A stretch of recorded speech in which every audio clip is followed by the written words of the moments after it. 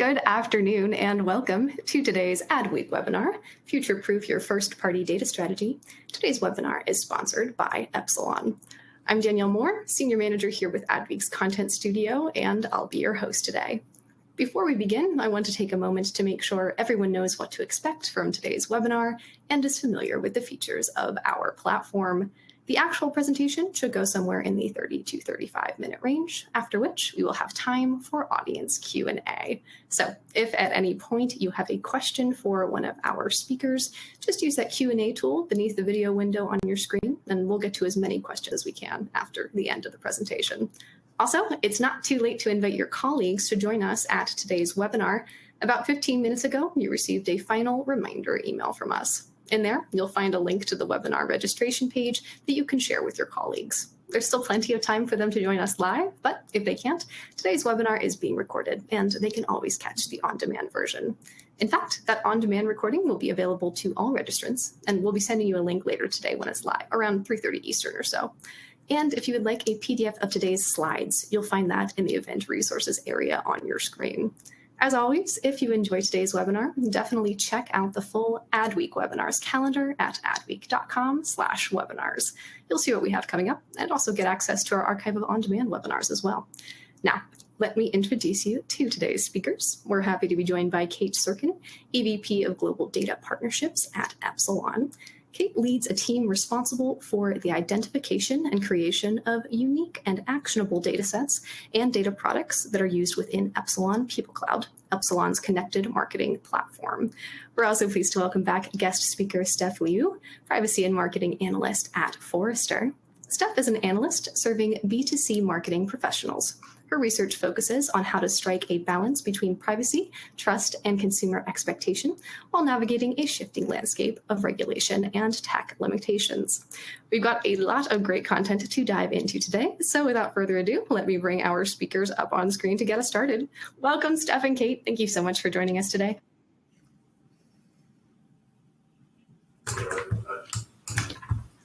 Thanks for having us. Happy to be here. Thanks. Hi, everybody.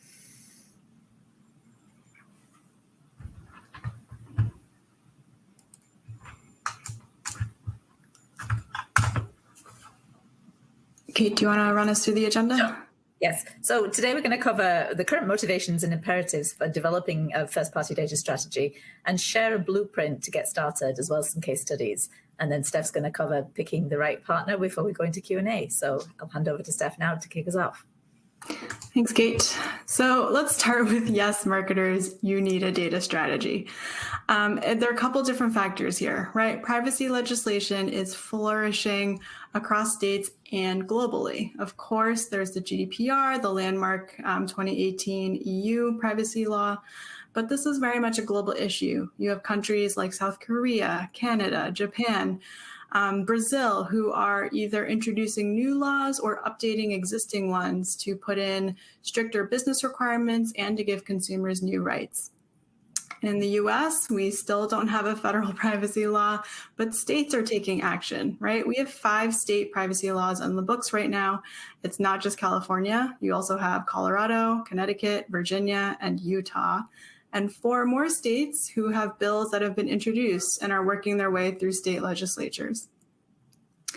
On top of that, you've got tech companies taking very public stands on privacy, such as Tim Cook, the CEO of Apple, saying privacy is a fundamental human right.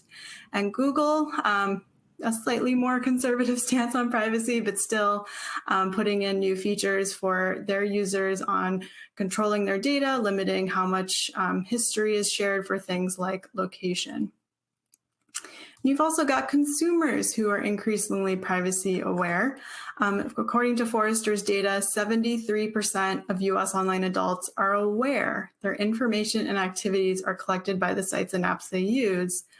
But they don't love that. Only 59% are not comfortable with companies sharing and selling their information and online activities. When you put all of this together, this is what Forrester calls data deprecation, and there are 4 factors here. The first one is consumer action. So basically, as consumers become more privacy aware, they're taking more action to limit how much data they're sharing. They're using extensions like ad blockers, the do not track setting, clearing their browsing history, and generally being more selective on who they share data with and how much they share. The second force are browser and operating restrictions. This is the much discussed death of the third-party cookie, but this is not just a Google Chrome and cookie story. You've also got browsers like Safari, like Firefox, who have already been blocking third-party cookies for years now. And it's all of the privacy features that Apple rolls out with what feels like every iOS update now. From blocking email trackers to masking IP addresses or letting consumers choose between sharing precise location or approximate location. The third force, as I said earlier, is privacy regulation, and it's very much a global issue. And yes, it's creating compliance headaches. But what's important to call out here is that all of these privacy laws introduce new requirements for consent. It's putting in, as I said, more control for consumers on how much data they can share, how informed they are about what a company is doing with their data, and giving them rights to access that data or request that data be deleted or rectified. And the fourth force are walled gardens. These are companies who know they're sitting on incredibly valuable customer data, companies like Amazon, like Facebook, like Google. And so they're putting in restrictions over how marketers can use and access that data. So in short, the walls of the walled gardens are getting higher. On top of that, you have companies like Target, CVS, Walgreens, Walmart, more companies than I can remember, who are getting into the retail media game because they also realize they've got really valuable customer data, and that it's a lever they can pull for additional monetization. So you have more walled gardens popping up on top of the walls getting taller. So all of this sounds really overwhelming, right? And this is understandably causing marketers to panic in a lot of different ways. But when I'm talking to marketers about this, I remind them this is sort of our own fault. We've creeped out customers, and that's how we've gotten here. We've done things like Wayfair's proactive customer service program, where if they saw you shopping on the website but you didn't complete a purchase, they would call you in the hopes that over-the-phone support would be the final nudge you needed to finally make that purchase. This was a really short-lived pilot program because customers took to Twitter to complain about how creepy that experience was. We've reached a point where consumers are convinced Facebook has hacked their microphones to target them with ads, right? We hear this all the time. I was having a conversation about palm reading. Now I'm getting ads for palm reading apps. There's no way they're not eavesdropping. Now, just to clarify, no one has been able to independently verify that this is actually happening. In reality, right, we leave data crumbs as we browse the internet, and Facebook Meta is really good, I would argue too good, at picking up on those crumbs. And we see experiences like this. This is a quote from a woman in Forrester's market research online community. And she said, "I don't like when I get an ad that shows an item I looked at but didn't put in the cart. It's like, okay, now quit stalking me. It's a little scary and it makes me feel uneasy." So when we look at the data deprecation graphic, right, all of these forces are essentially cutting marketers off at the knees in terms of our capabilities for collecting and using customer data. And again, that's really scary. And yes, it is fundamentally changing the way that we do marketing, especially data-driven marketing. But it's important to remember that we are our own worst enemies. We've pissed off customers, we've creeped them out, we've convinced them we're listening to their conversations, and that's how we've gotten here. Unfortunately for marketers, though, among all of this fear and panic, there's still a lot of uncertainty. This is Epsilon's data, which shows that 80% of marketers are still very or moderately reliant on third-party cookies, even though the writing is on the wall. And 46% of marketers feel very prepared to adapt their digital advertising to phase out of third-party cookies. So there's still half of marketers out there who don't know what to do. So similarly, Forrester asked marketers, how are you responding to data deprecation? How are you changing your marketing strategies? And the overwhelming answer, 76%, say they are collecting more first-party data. Now, that sounds logical, right? We're losing the ability to track customers, to understand what they're interested in. So let's just start asking them directly, what are you interested in and how can we market to you in ways that are relevant and show you products that you're actually likely to purchase? However, this makes me nervous, and let me tell you why.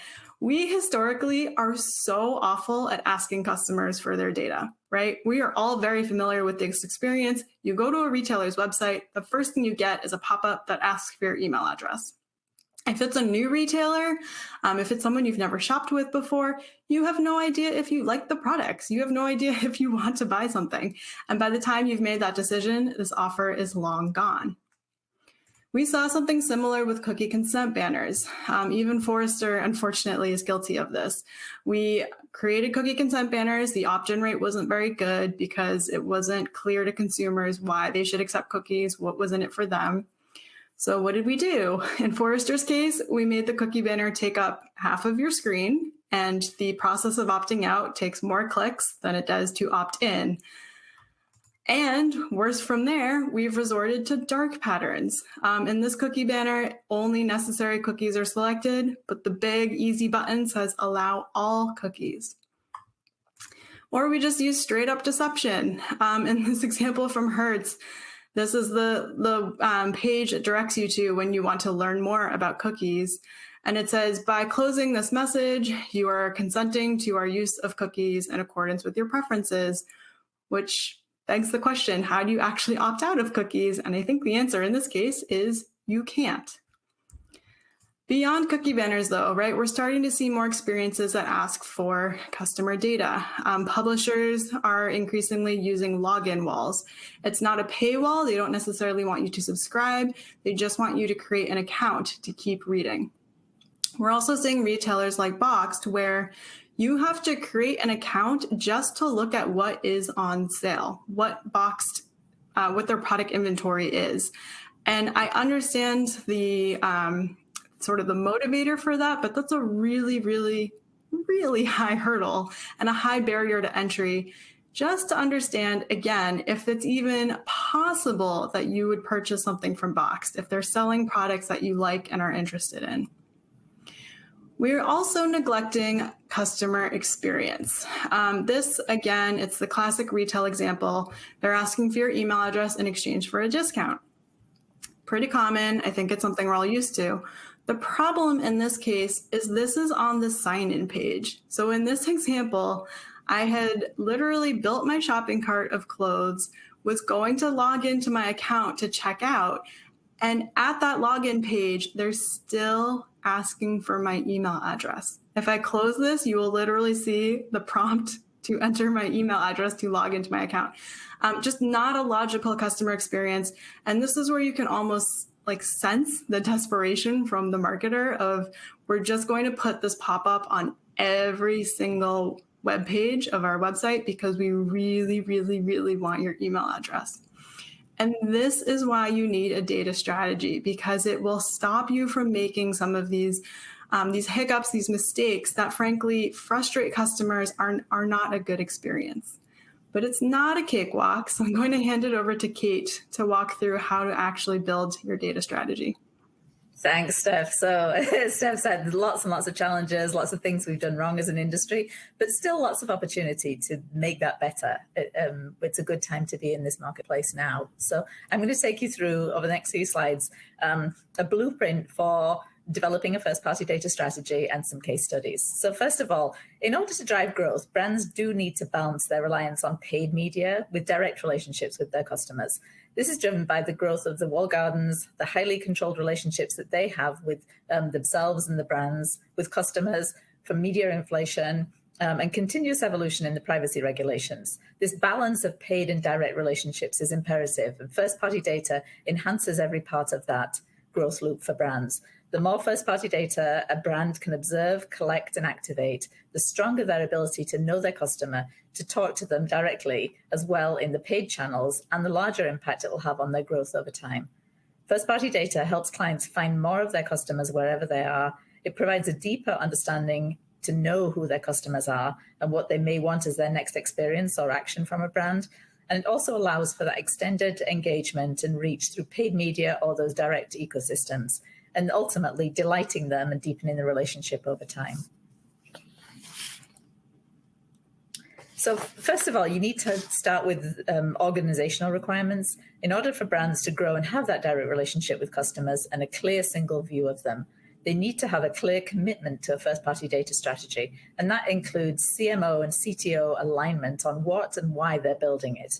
A privacy offer is required in order to ensure that they balance that relationship between value and trust with the most important customers when managing the data, as well as a modern understanding of how the technology works and what will perform post-cookie deprecation. And obviously, as we all know, continued government regulations around consent and transparency. In terms of capabilities, I work with a lot of clients, helping them prepare for data deprecation and ensuring that they can continue to deliver personalized experiences in a privacy-safe way. And there are 5 important areas to highlight here. The first one is identity. It's critical that identity is people-based and not based on cookies. Next is consumer data management solutions that protect valuable consumer data. Clean room solutions are critical as well, as clients increasingly look for privacy-safe ways to house and activate their data across channels. CDPs or clean rooms manage first-party data effectively. CDPs really only focus on first-party, and clean rooms allow the ingestion and connection of broader data sets to expand the opportunity to grow the business. It's important to have thoughtful consent management tools, as Steph showed, examples of some not great ones, to ensure that consumers understand what they're consenting to and how that business can use the data appropriately and confidently. People-based opt-out is more compliant and respectful than cookie-based ones, as this enables opt-out at the individual level, not just the device or cookies one by one. Lastly, and importantly, everything is better when you apply a privacy by design framework. This allows marketers and MarTech partners to persist and be agile as those government and browser mandates continue to evolve. Our blueprint acknowledges that categories, countries, and clients are at different stages in their development. In general, CPG clients tend to know less than 10% of their customers today, but many of them are rapidly expanding with new programs focused on direct-to-consumer acquisitions or launches of first-party data gathering programs. Retailers tend to know more, particularly as e-com business has increased dramatically over the last 2 years with COVID. But their challenge is consolidating all of that understanding into a single customer. They tend to have data from multiple sources, from in-store, from online, from apps, partnerships, and it tends to be messy. We generally see efficiencies of 30 to 40% when we start to bring those databases together. And only having a privacy compliant but clear understanding of their identity across all channels allows us to resolve that. So stage 1. In stage 1, it's all about organize and audit. Most clients have got data, cookies from historical campaigns, CRM files, promotional records, site visits, and app usage. But it's very messy, and we need to get that into one single view of the customer.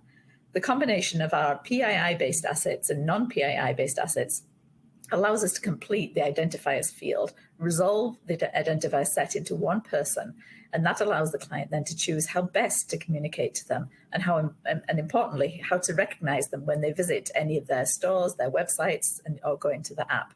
And then they can personalize that experience when they do those logins, and provides a high quality deduplicated pie slice as on this chart here. Stage 2. Slide changing. Stage 2 is about collecting and filling in the gaps. Once you've got the audited understanding of what you have, you need to fill in the gaps. What do you need to know for future growth, for launching new products, new services, for category preferences? All of those help drive future marketing. We help clients with operations and technology to both collect zero-party data efficiently, compliantly, and then use it to drive growth directly in PII-based messaging and in owned properties, as well as in paid media and partnerships. You then have more relevant data points in your first-party universe and a larger slice of the pie. Stage 3 is about enrich and expand. Clients need to enrich and expand the view, completing the pie, having a more rounded view of their current customer as well as future customers. Epsilon has many second and third-party data assets matched to our core ID, already stored and waiting to be used to help here. from transaction data, location data, retailer-specific data, and the benefit is it's ready to use in privacy-compliant, carefully managed clean rooms. Stage 5 is about activate and measure. Here it's important to make sure that the data is being used continuously across these areas. Activation across channels with personalization and sequencing across the consumer journey. Measurement of outcomes, collecting on and offline interactions for attribution and maximizing the business impact. And then optimization in real time. We use AI early indicators to allow rapid learning and pivots in days in response to changes that are happening in the marketplace. And we're really then able to create a one-to-one journey for every customer with behavior-driven, targeted offers and messages. And the next stage is about learn and optimize. You must learn from your data over time, knowing when a consumer moves in and out of categories and continuously updating that information in the platforms at scale using automated AI and ML and producing real-time dashboards for all to access is really what's required in data mature markets in order to lead. Now I'm going to show you these 5 phases applied to 3 different use cases.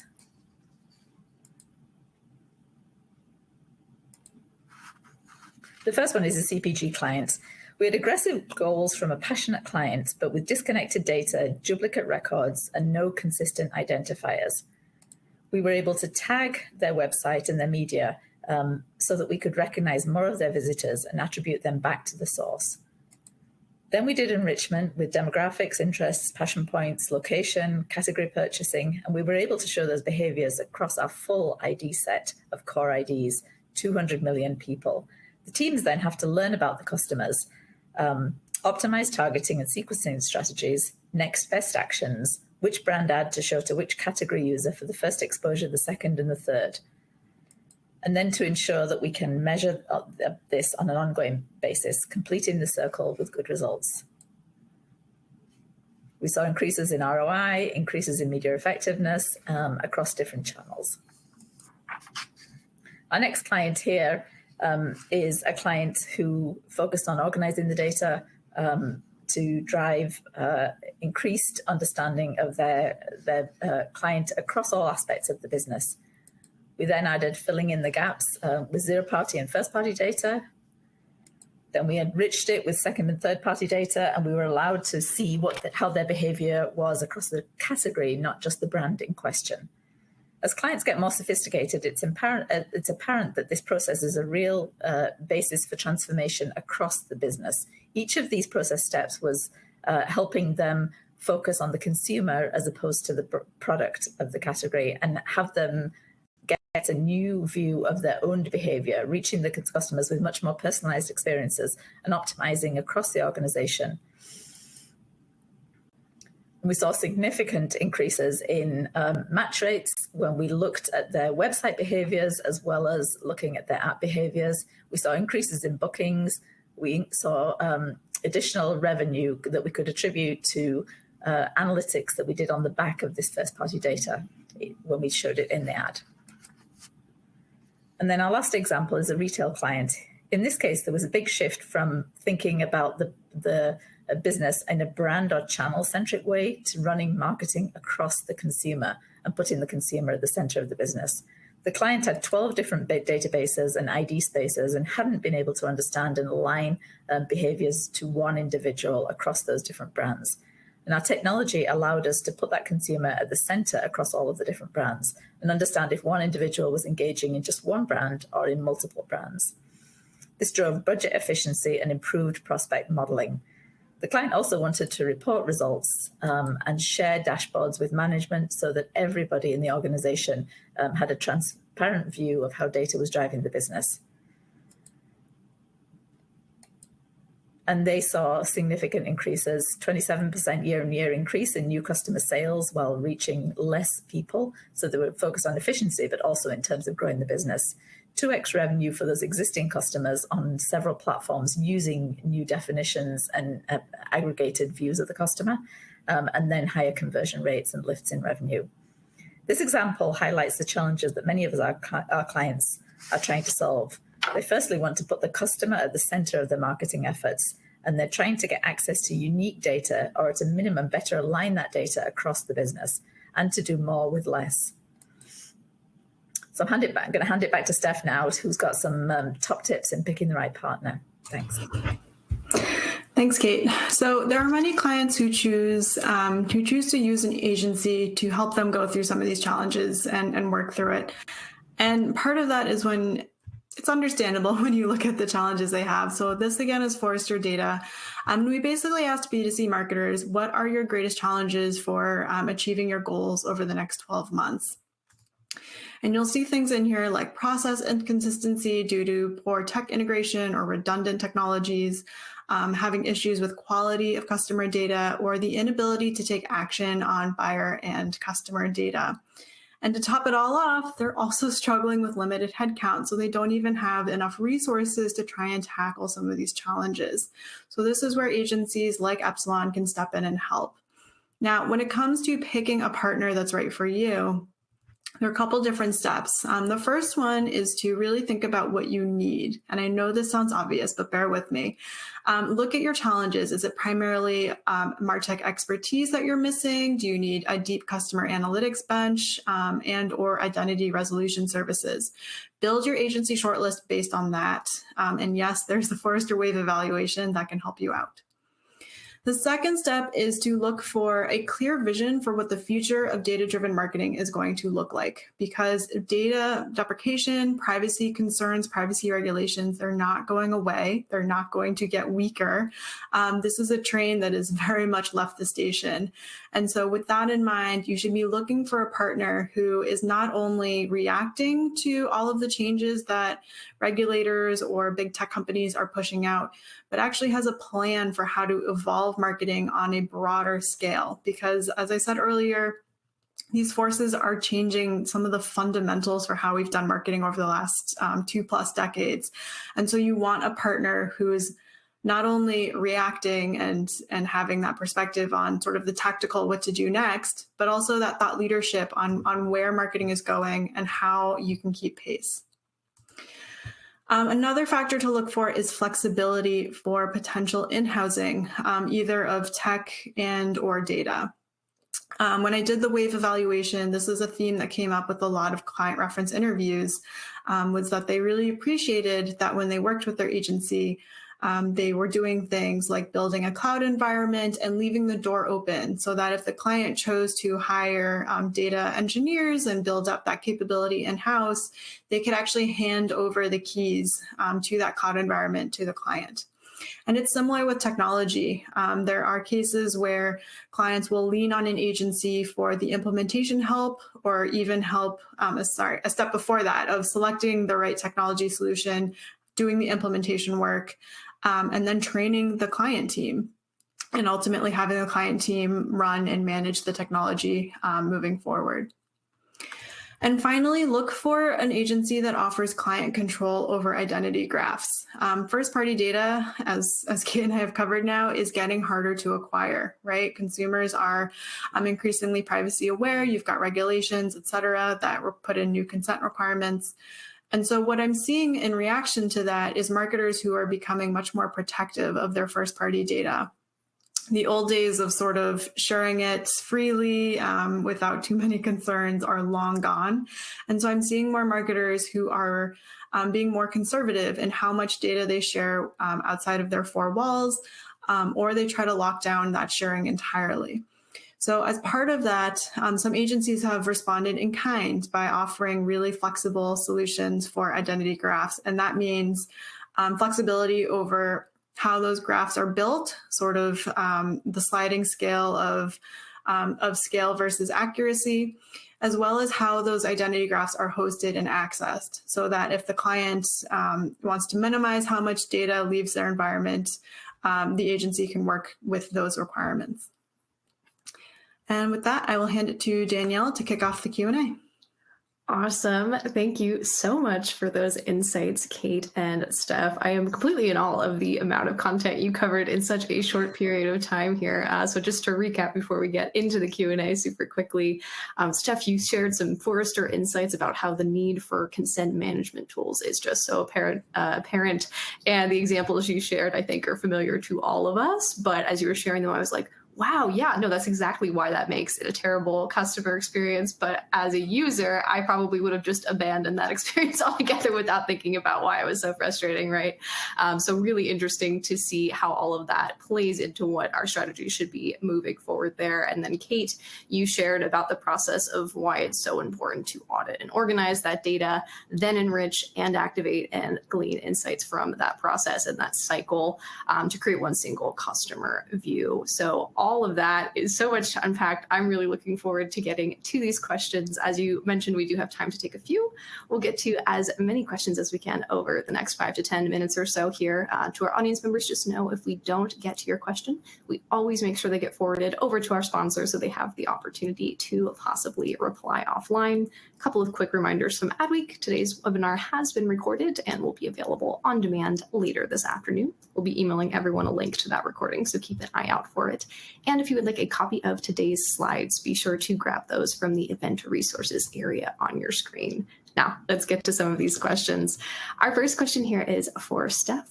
Someone says, Steph mentioned that collecting more first-party data isn't the answer. So what steps should we start with instead? Yeah, it's a great question. I think the first thing is to think about what data you actually need. I get calls from marketers that are literally like, I need more first party data. How do I get it? I'm like, well, let's talk about what more means and what you're trying to ask for and how you're going to ask for it, because it's really easy to say, you know, we're just going to ask everyone for their email address, for example. And that's what creates those crappy experiences that we saw earlier. The beauty industry is actually a really great example of this. They understand that there are data points that will impact the kinds of products that work for you. And it's not data that they can infer. It's not data that they can derive from your purchase history. It's things like your skin tone, your skincare concerns, your eye color, et cetera. And so they've done a great job. If you look at something like Sephora's loyalty program, they'll ask you to complete your beauty profile, and that is what impacts product recommendations that Sephora shows to you.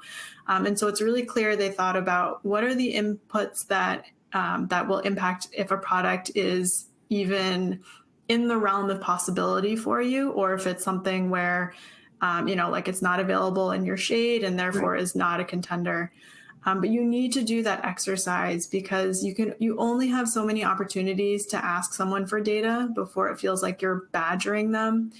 And so map what data you need and then prioritize it. What are the crucial things you need to know to start being a little bit more relevant, and go from there. Absolutely. So it sounds like more isn't better, and you need to know what you need before looking to enhance. So that's great. Thank you for that, Steph. Our next question here. If I focus on a first-party data strategy, I'll have a fraction of the scale available from other tactics. So just expressing, I think, a really pretty common concern with looking to rely further on first-party. And the audience member basically just asked, how do I navigate this? Any advice there, Steph? So it's definitely a trade-off, right? You have less scale, but the plus side is you're not going to be disintermediated. Like whatever Apple decides to do next, or whatever Google does or doesn't do with third-party cookies, if you've built that direct relationship, you'll have stability. And so yes, it is the trade-off. Scale is less, stability is greater. And generally speaking, just thinking about where regulation's going, where consumer expectation is going, I think those direct relationships are the path we're heading down. It's data collection that is transparent, it's consent-based, it's permissioned. And I think those are going to be the foundations, the principles of how we get data in the future. Got it. Thank you for that.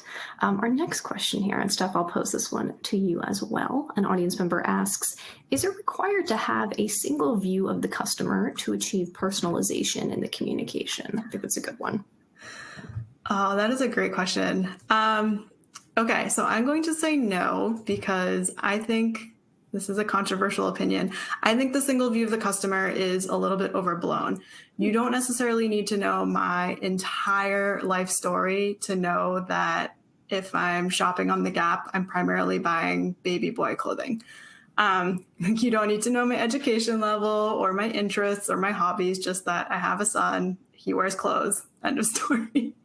But I think it's important to think about, like, what do you actually need to know in that moment to to improve the experience in some way, to improve the product recommendations, or to tailor your communications so that you can actually send fewer but better targeted communications. It's not necessarily, again, more is not better, especially when we're talking outbound communications. So it helps, of course, to understand things like if someone's going through a really painful customer service experience, to ease off on the marketing emails.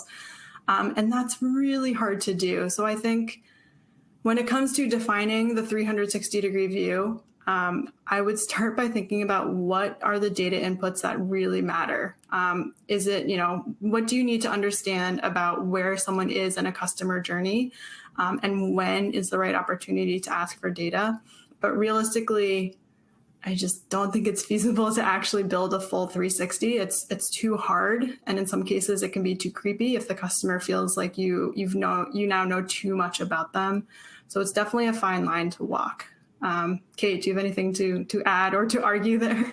Yeah, no, definitely. I think the sentiment is right. We don't want to appear to be creepy. But if I knew that you'd bought boy baby clothes, and I could in store or in the app direct you to some new products that we'd launched that were the next age of baby clothes in 3 months after you bought the first lot, I think that would be helpful. But I wouldn't claim to have observed that behavior. I would just send it to you, or just kind of gently invite you to look at those kind of things. So I think that's what the balance is. It's about not being creepy, but trying to be helpful. So I think that's key. And I also wouldn't ask you all of those questions or try to collect them from you. I'd try to link your data to other data that was available that the consumer had provided behaviorally, as opposed to in a survey or some kind of a tracking device. So that I was only asking you the things that I couldn't get from any other data partnership. Appreciate all of those insights. It's so interesting to look at an example like that and really just think it through, right? The whole customer journey. Our next question here, Kate, I'm going to pose this one to you. It's a good one as well. An audience member asks, how do you prove the value of first-party data in a CPG world when it can't be tied directly to a sale? For instance, how would you answer the question to that if asked by the CMO of your company? Just providing some further context there, but really curious to get your thoughts on that one, Kate. Well, I actually think CPGs are probably some of the most innovative clients that we have right now in trying to get a first-party data strategy, but build that in conjunction with data assets that are available in the marketplace. Most of us have frequent shopper cards that we use in grocery stores. So those track in a passive way your purchase of many of those categories. And we can append that to customer records that you might have collected with a direct relationship that you have with a customer. And I think what we're starting to see is the ability for CPG clients to think about the category in addition to thinking about the brands and how they can move consumers through their categories and drive real lifetime value, both for the consumer and for the client in those areas.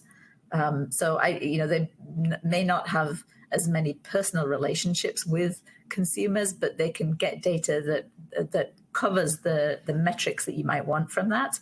There are also many new brands in the direct-to-consumer world. Think pet food, think coffee, that you do have a direct relationship or can have a direct relationship with the customer.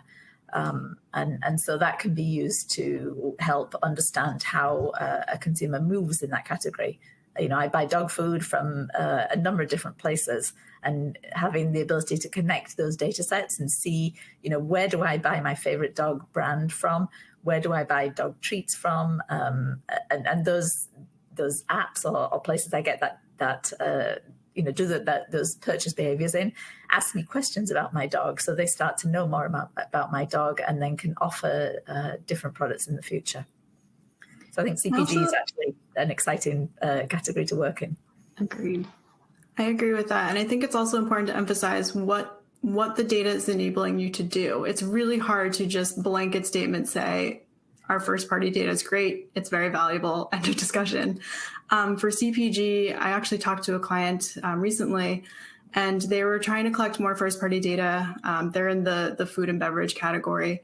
So trying to better understand like taste preferences. And part of that was to shape product development. And another part was to drive cross-sell across their product category. So if they know sort of the kind of beverage drinker you are, here are some foods from the food portfolio that might be a good complement.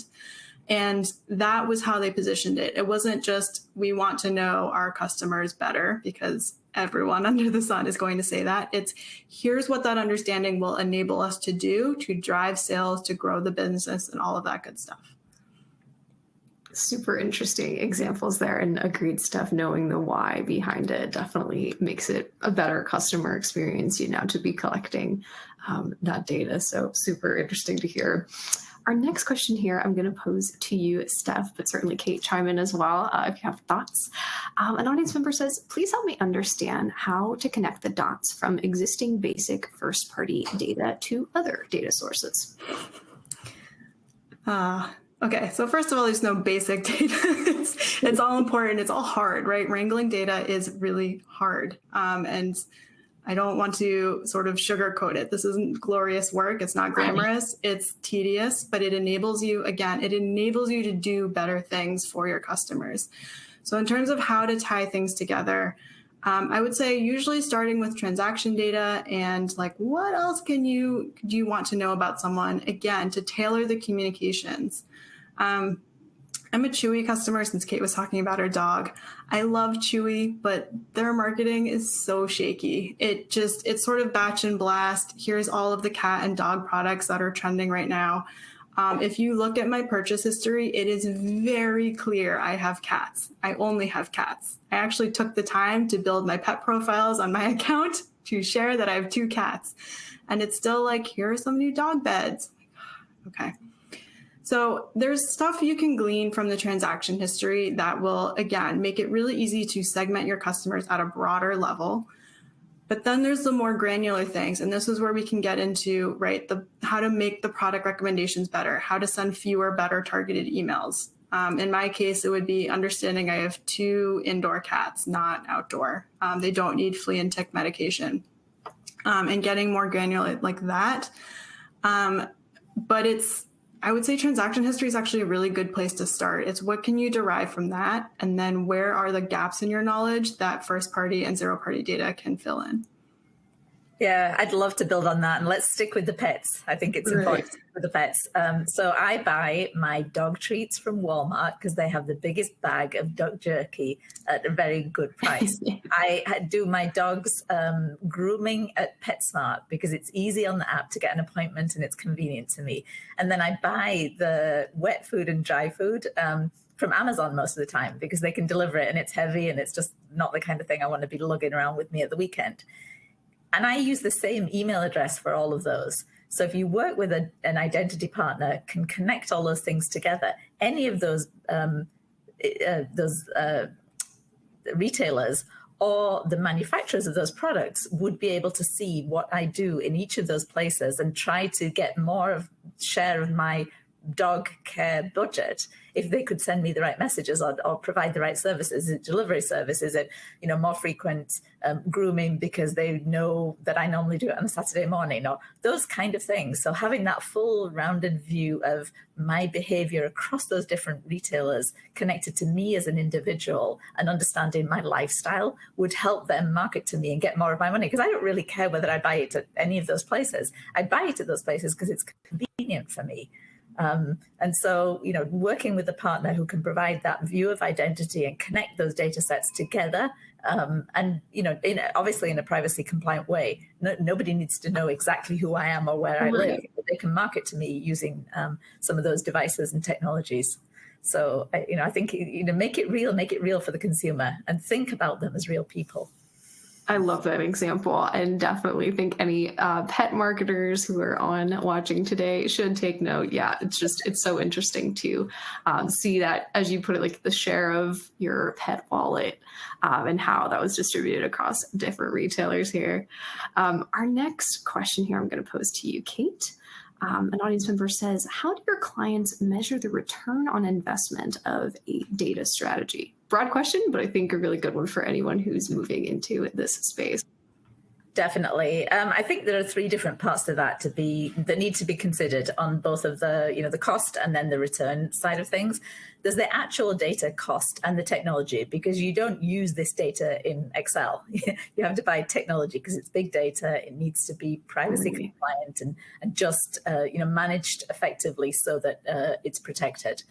There's also the team of people who are now tasked with doing this kind of work across all parts of the team. That could be in the media agency, that could be in a data partnership, it could be in the advertiser.